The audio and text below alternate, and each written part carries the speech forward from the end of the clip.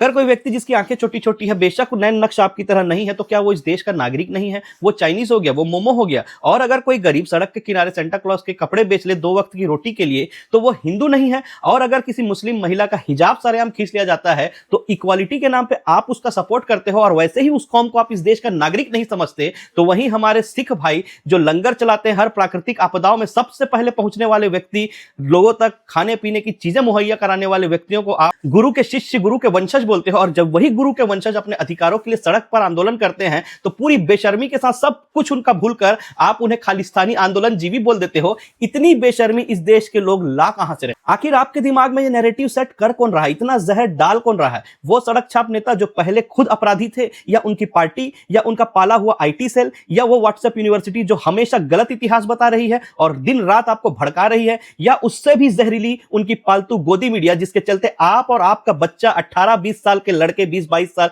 25 साल के लड़के खुद को इतना ज्यादा राष्ट्रवादी समझने लगे, इतना बड़ा देशभक्त समझने लगे, इतना बड़ा धर्म के रक्षक समझने लगे हैं कि किसी की जान लेने से पहले भी उन्हें रद्दी भर भी फर्क नहीं पड़ रहा है, रद्दी भर भी दया नहीं आ रही है किसी को मौत के घाट उतारने। अरे जिस एंजल चकमा की मौत देहरादून में हुई, उसके पिता फौज में अपनी सेवा दे चुके हैं। बॉर्डर पर वो हमारे बच्चों के लिए, आपके मेरे लिए सुरक्षा में वो तैनात थे बॉर्डर पे। लेकिन हमने क्या किया? हमारे अंदर दिन रात इतना बड़ा राष्ट्रवाद ठूसा जा रहा है, इतना बड़ा धर्म हमारे अंदर ठूसा जा रहा है कि हम उस देशभक्त जिसने देश की सेवा की है, उसके बेटे को तुम इंडियन नहीं हो बोल के हमने मार दिया, हमने मार दिया। अरे नफरत में डूबे सड़क छाप अंधभक्तों, तुम्हारा एजेंडा क्या है? क्लियर करो उसको। नॉर्थ ईस्ट का आदमी तुमको चाइनीज लगता है, साउथ इंडियन आदमी तुमको इस देश का नहीं लगता है, और तो और वेस्ट बंगाल, वेस्ट साइड के लोग तो तुम्हें बांग्लादेशी लगते हैं। तुम्हें अखंड भारत चाहिए, या नफरत करके इस देश को कई अखंड हिस्सों में तुम तोड़ना चाहते हो? क्या चाहते हो तुम? अखंड भारत चाहते हो या अलग से नॉर्थ इंडिया चाहते हो? तुम्हारे अंदर जो कचरा गोदी मीडिया डाल रहा है, तुम्हारे जो सड़क छाप नेता डाल रहे हैं, जिसे तुम भगवान बनाकर बैठे हो,